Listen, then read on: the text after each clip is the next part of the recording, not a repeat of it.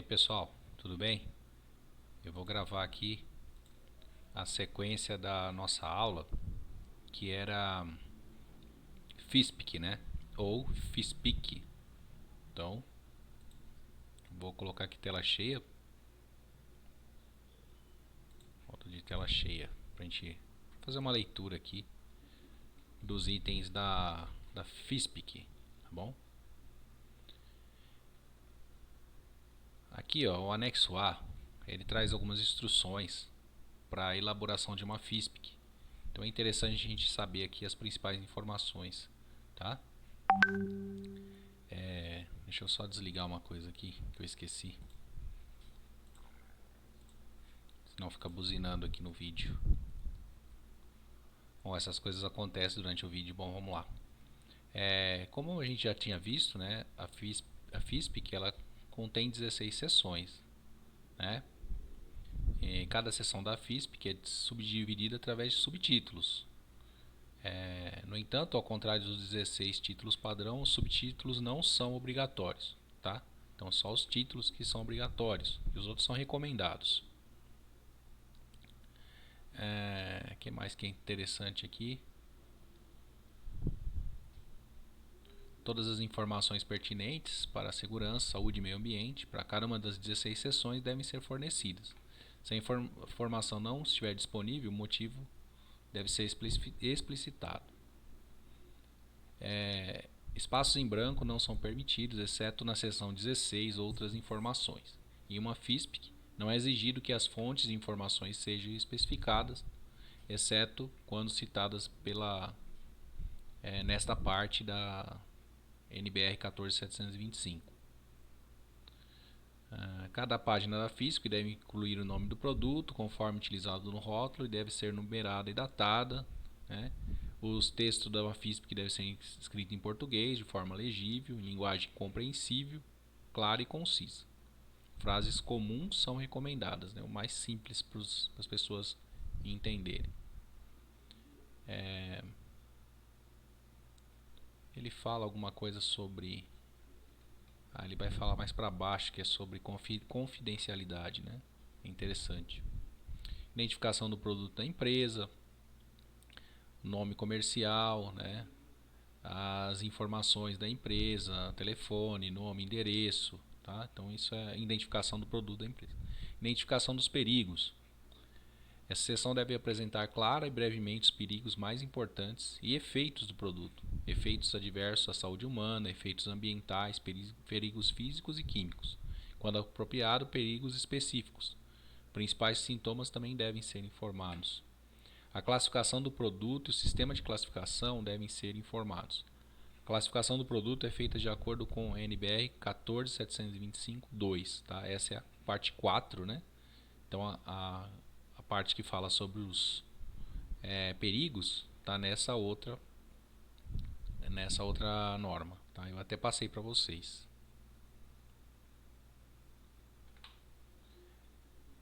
Composição. Nessa seção deve informar se o produto químico é uma substância ou uma mistura, né? No caso de uma substância, o nome químico comum deve ser informado, pelo menos um sinônimo, se houver, e o número do registro no Chemical Abstract Service, CAS, né, que a gente chama de CAS, devem ser fornecidos. Impurezas que contribuem para o perigo também devem ser indicadas acompanhadas do número CAS, tá? No caso de uma substância comum, tá? Uma só. No caso de uma mistura, aí fica um pouco diferente. A natureza química deve ser informada. Não é necessário informar a composição completa. Ingredientes ou impurezas que contribuam para o perigo devem ser informados, com seu nome químico comum ou número no CAS, sua concentração ou faixa de concentração, desde que estejam na mistura em concentração superiores aos valores de corte e os limites definidos para a classe de perigo na tabela A1, que é a tabela abaixo. A classificação da mistura pode ser obtida com base na classificação dos ingredientes que contribuem para o perigo. Então, para os tipos de perigo, né? Toxicidade aguda, corrosão, aqui estão os limites. Por exemplo, toxicidade aguda, se o componente apresentar toxicidade aguda e ele estiver em mais de 1%, então ele tem que ser informado lá na composição. Tá? Se ele estiver abaixo de 1%, ele não apresenta risco. Tá? Então aqui são os valores, né? E os perigos: irritação à pele, lesões oculares, sensibilização respiratória, mutagenicidade, categoria 1 e 2. Tá? Categoria 1 é menor, categoria 2 é mais leve, compostos que causam mutação, carcinogenicidade, aí ele já tem o limite bem baixo, tá vendo? 0,1. Toxicidade, reprodução e lactação, a mulheres, né? 0,1. Toxicidade sistêmica, 1.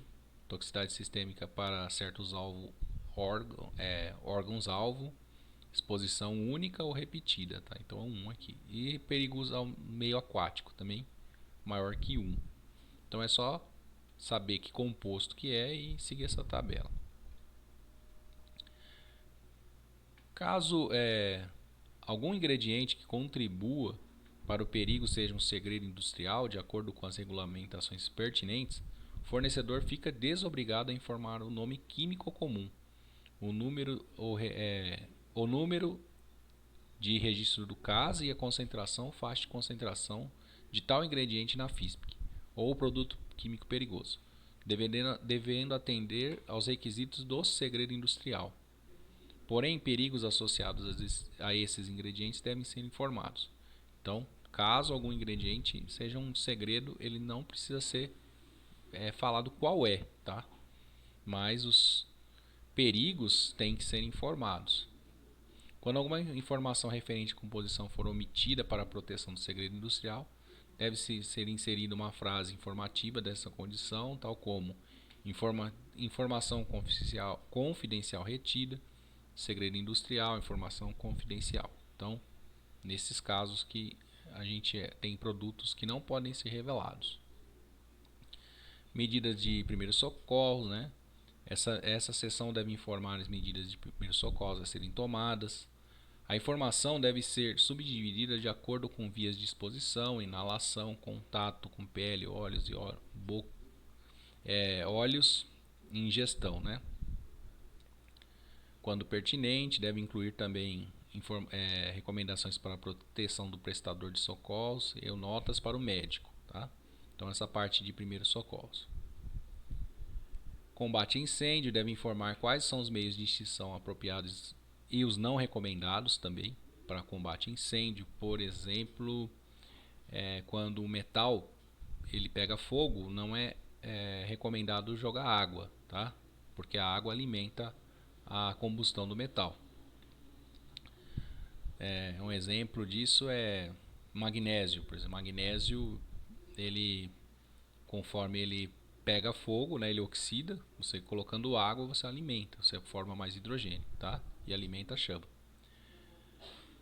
Devem ser indicados perigos específicos referentes a medidas, métodos especiais de combate a incêndio, equipamentos especiais para a proteção de pessoas envolvidas no combate a incêndio. Seria medidas de engenharia, né?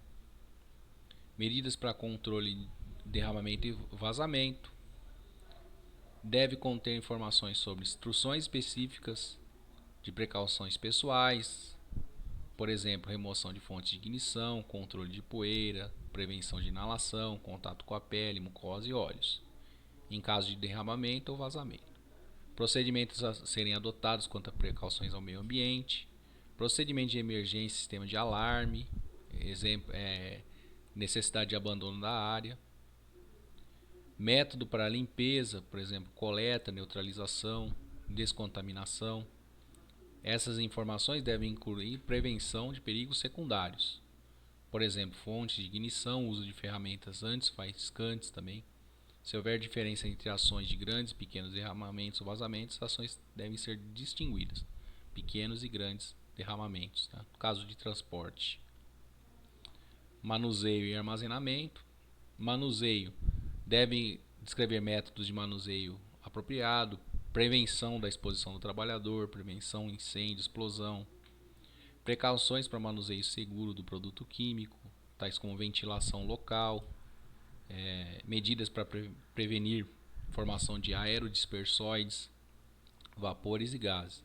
Aerodispersóides é aquele spray, tá? Deve conter orientações para manuseio seguro, tais como evitar contato com materiais incompatíveis e contaminações ambientais, né? Tem alguns materiais que não podem ser guardados juntos, por exemplo, ácido e uma base. Devem ser indicadas advertências gerais apropriadas e inapropriadas, recomendação de higiene geral, tais como não comer, não beber, não fumar nas áreas de trabalho e etc. Tá? Armazenamento. Essa subseção deve descrever medidas técnicas de armazenagem apropriadas e inapropriadas de armazenamento.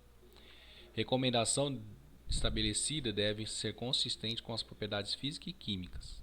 Veja a seção 9, né? A seção 9 fala disso.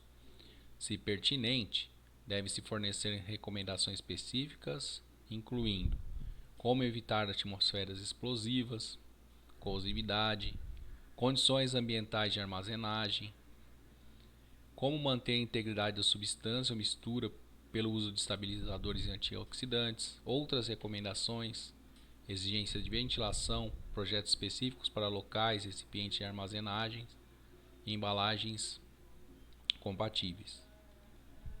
A parte 8 é de controle de exposição e proteção individual. Devem ser indicados parâmetros de controle específico para substâncias ou ingredientes da mistura, como limites de tolerância ou indicadores biológicos de exposição, outros limites e valores com sua referência indicada, preferencialmente datadas. Quando listar os limites de exposição ocupacional, deve utilizar nome químico ou comum, número no CAS, conforme a seção 3. Tá? Deve ser indicada, se pertinente, as medidas de controle de engenharia necessárias para a eliminação ou minimização do risco. A descrição dos controles de engenharia deve relatar as condições de uso da substância ou mistura.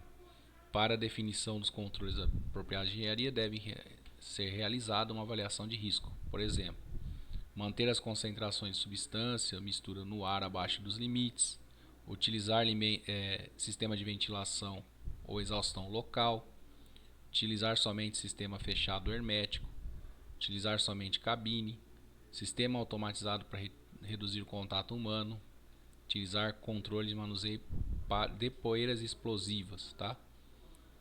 Existem alguns materiais que formam pó e esse pó pode causar explosão.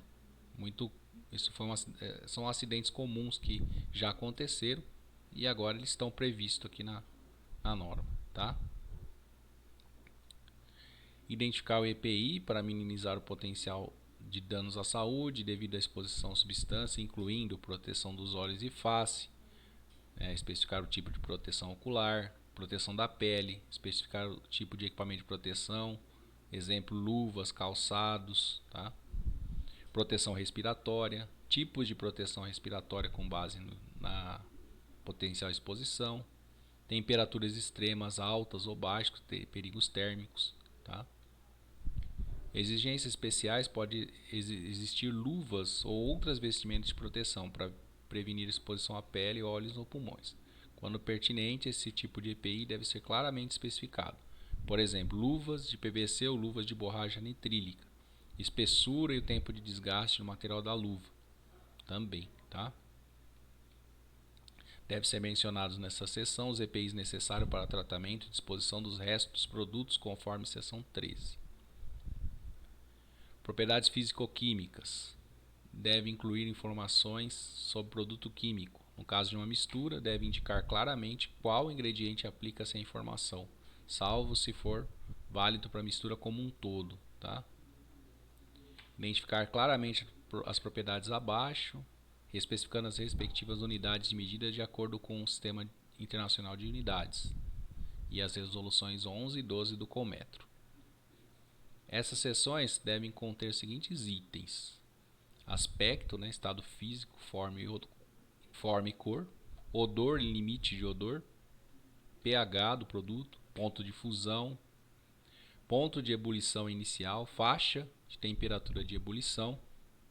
Quando se trata de mistura, ponto de ebulição ele é variável, tá?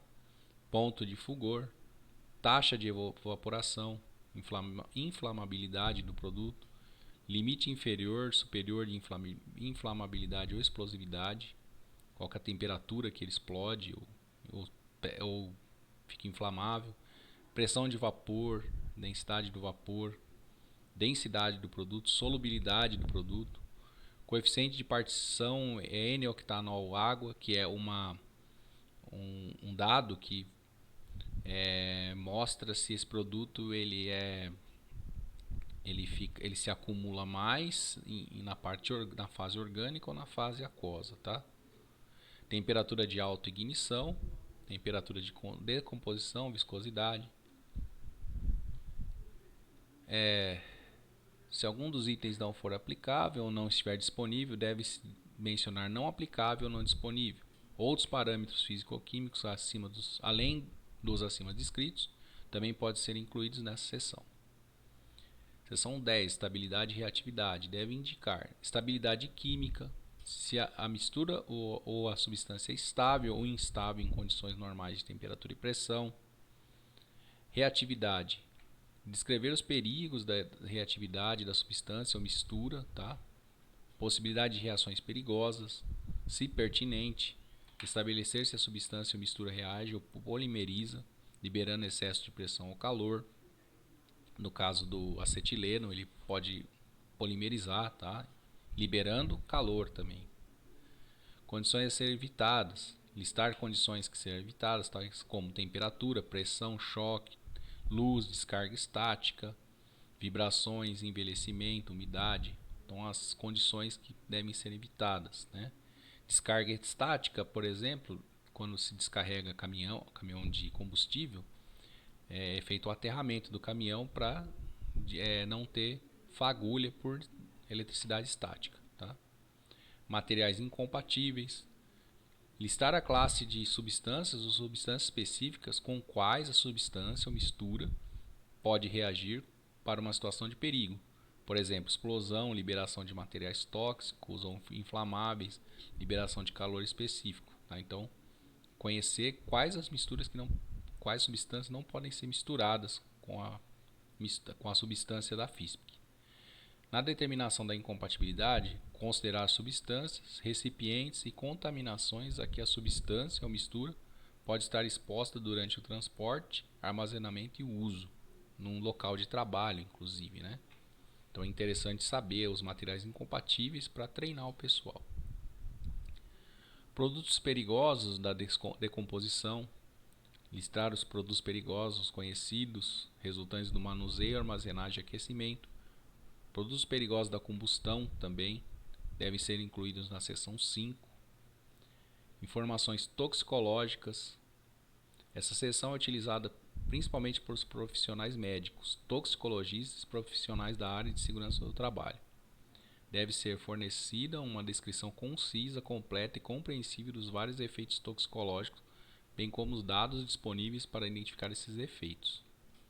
De acordo com a 14.725.2, deve-se fornecer, se pertinente, toxicidade aguda, né? Corrosão, irritação, lesões, toxicidade aguda, né? Dessas características aqui, tá? Corrosão, lesões oculares, sensibilização, mutagenicidade, entre outras aí. Deve ser declarada se a informação para onde esse perigo não estiver disponível. Informação incluída nessa seção deve ser aplicada para substância ou mistura. Deve ser fornecidos os dados toxicológicos da mistura. Se essa informação não estiver disponível, deve ser fornecidos os dados toxicológicos dos ingredientes perigosos da mistura. Tá? Dos ingredientes. Se a mistura não tiver, então para os ingredientes. Efeitos à saúde, incluídos na FISP, que devem ser consistentes com aqueles descritos nos estudos usados para a classificação da substância ou mistura.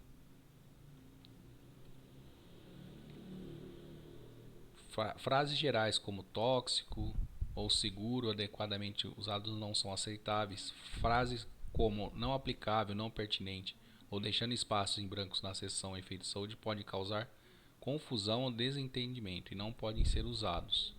Tá?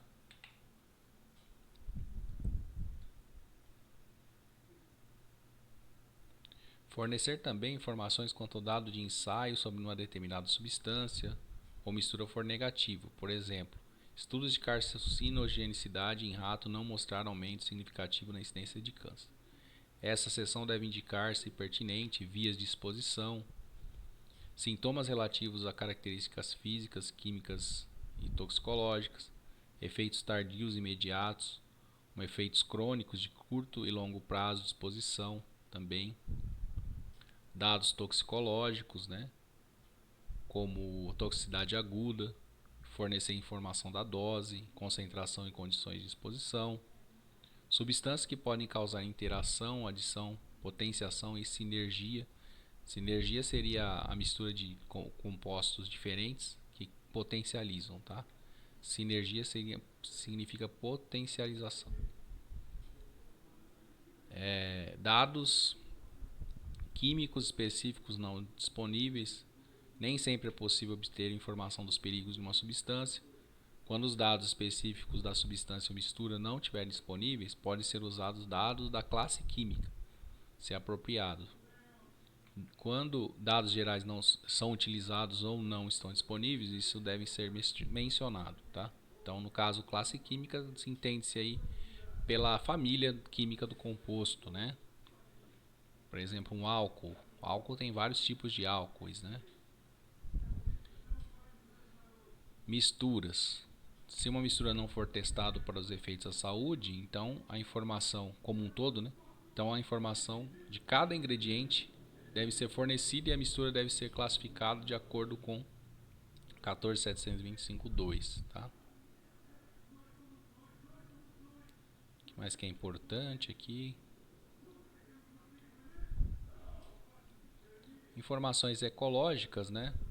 Deve-se fornecer informações para avaliar o impacto ambiental da substância quando liberada ao meio ambiente. O resumo dos dados, né, que tem que ser informado, né, seria ecotoxicidade, né. Informações ecotoxicológicas podem ser fornecidas usando os dados de ensaios em organismos aquáticos ou terrestres. Então, seria essas informações. Toxicidade para peixes, crustáceos e algas e outras plantas aquáticas.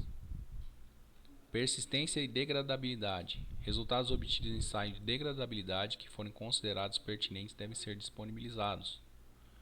Potencial bioacumulativo.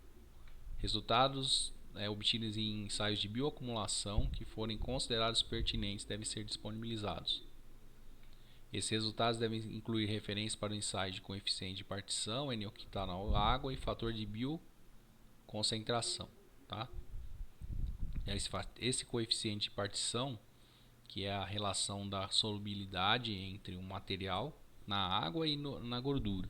Normalmente a bioacumulação acontece pela gordura, tá?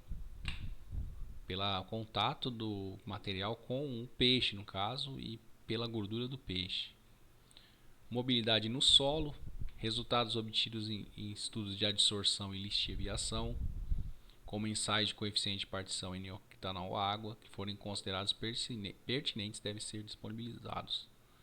A adsorção seria a mobilidade do material, ou ele permanece no solo, ou ele é lixiviado pelo solo, ele não permanece no solo. Então, tem alguns materiais que permanecem e outros não permanecem. Às vezes fica mais fácil uma remediação, por exemplo, um tratamento. Outros efeitos adversos, quando disponíveis informações de outros efeitos ao meio ambiente, como danos ambientais, diminuição da camada de ozônio, potencial formação de ozônio fotoquímico, potencial de perturbação do sistema endócrino, potencial de aquecimento global, tá? Então são outros efeitos, além desses outros. Considerações sobre tratamento de exposição. Deve informar métodos recomendados para tratamento de exposição segura e ambientalmente aprovados. Esses métodos de tratamento de exposição, por exemplo, coprocessamento e incineração, devem ser aplicados aos produtos, restos, produtos e embalagens usadas. Informações sobre transporte. Devem conter informações sobre códigos e classificações de acordo com regulamentações nacionais internacionais para transportes, diferenciadas pelos modais de transporte, tais como terrestre, hidroviário, aéreo. Quando o produto for classificado como perigoso, devem ser indicados conforme número da ONU, nome apropriado, classe ou subclasse, número de risco, grupo de embalagem. Outras informações específicas, indicar se a substância ou mistura conhecida como um poluente marinho também. Tá? Regulamentações. Essa seção deve conter sobre regulamentações especificamente aplicáveis a produtos químicos. Tá? Deve ser chamada atenção ao usuário para possível existência de regulamentações locais. Deve-se descrever, se pertinente, qualquer outra informação de regulamentação sobre produto químico que não esteja descrita em outras seções da 14.725. Por exemplo, da Anvisa, do Exército, Polícia Federal, Acordo Mercosul, Convenção de Armas Químicas, Convenção de Estocolmo, Convenção de Rotterdam, Protocolo de Montreal, de Kyoto, etc. Tá? Outras informações, que é a última seção, que é a única seção que pode ficar em branco. Essa seção deve fornecer qualquer outra informação que possa ser importante do ponto de vista de segurança, saúde e meio ambiente, mas não especificamente pertinente às seções anteriores. Por exemplo, necessidade de treinamento, uso recomendado e possíveis restrições ao produto químico podem ser indicados. Referências podem ser indicadas, legendas e abreviações usadas na FISP devem ser evidenciadas nessa seção. Então, nas outras informações, pode-se dar uma explicada, né, com base os termos utilizados. Bom? Aqui no anexo B fala sobre como é que é mais ou menos uma FISP, né? Segundo a norma, não pode ser alterada essa ordem, tá? As seções elas têm que vir com esta mesma ordem do documento, tá? O que pode ser alterado talvez é a nomenclatura, mas normalmente todas as FISPs usam a mesma nomenclatura, e algumas das subseções que são recomendadas para conter, elas vão normalmente conter, tá bom? O objetivo do estudo da FISP para nós é a gente conseguir interpretar uma FISP e conseguir fazer um breve treinamento do que é mais importante para quem utiliza um produto químico. Tá? Então essa vai ser a nossa próxima atividade. A gente pegar uma FISP que qualquer, né, de um laboratório, ver se essa FISP que está dentro. Então são duas atividades que nós vamos fazer. Se essa FISP que ela está dentro dessa, se ela obedece à norma, tá? E depois destacar os principais pontos importantes para ser treinado, né? Para o pessoal ter treinamento. Então esse que é o nosso papel, tá? Verificar se a FISP está dentro das normas e também destacar os principais pontos importantes. Então essa vai ser a nossa atividade aqui para a próxima aula, tá bom? Espero que tenham gostado aí. É um pouco mais pesado, tá? Porque fala sobre normas. Eu dei uma acelerada para não ficar muito extenso, mas vocês podem estar lendo também o material aí com calma, tá? E é só isso aí por hoje, tá, pessoal? Até mais.